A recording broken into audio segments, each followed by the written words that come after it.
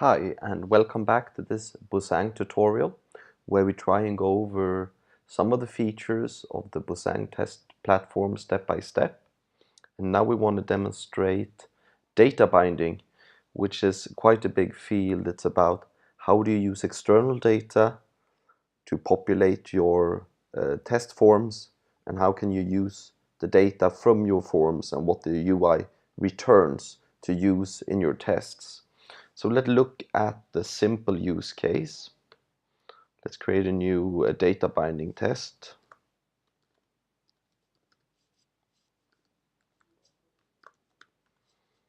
And let's look and see what we're trying to accomplish. The first thing we want to do is that we want to fill forms with external data.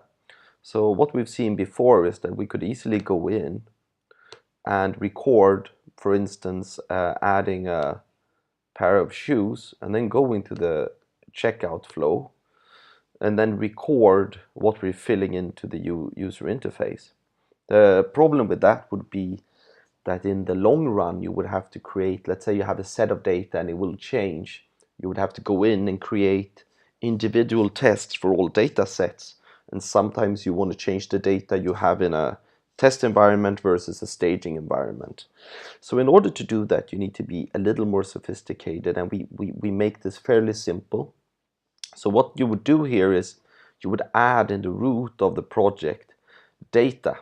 And here you have different views of the data. You could basically either put it in as a table, or you would import it as a JSON file, which is the format it's actually stored in. So it's the most flexible data format. So you would add a lot of data here on your root. Right now we're using default data which goes in the project, but you could also have data tied to your user, personal data, that overrides what's in the UI.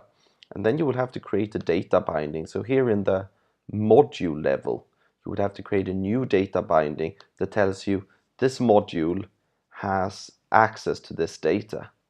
So you would just go and you would browse to the data, and then you would go to your test and you would again create the data binding, and you would do this with the data binding symbol. So with the data binding symbol, you're basically saying, okay, now in my record, I want to be able to use this data, and you get it from a drop down as you add it to the module. So you say, and you can now see the highlighted, this is now bound into the test. So let's just show what happens now, and this is pretty powerful when you understand how this can be used. So let's just start up again, and let's start up a record session just like before. So right now we can again go in and we can do what we need to do, go through the shopping experience. Let's add another bag here and then go to the actual checkout. And then when we hit the checkout, we will actually have pre-populated options of what we bound in. So here I'm binding my first name to the first name field and my last name to the last name field.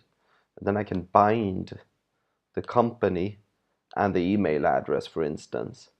And by doing this, we've now created a link between the field and the data. So let's first just see how this would work. So let's say someone else would come in and run this test. They would see, okay, they would go through the actual site, they would go through the exact same steps.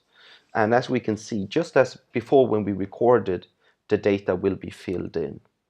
The powerful thing here is different users could have different data set, and also you could loop over data that we will show later on. But right now the main thing would be this.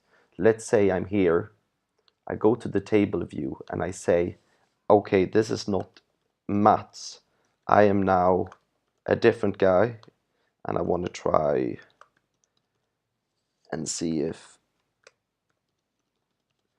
So instead of looping over data,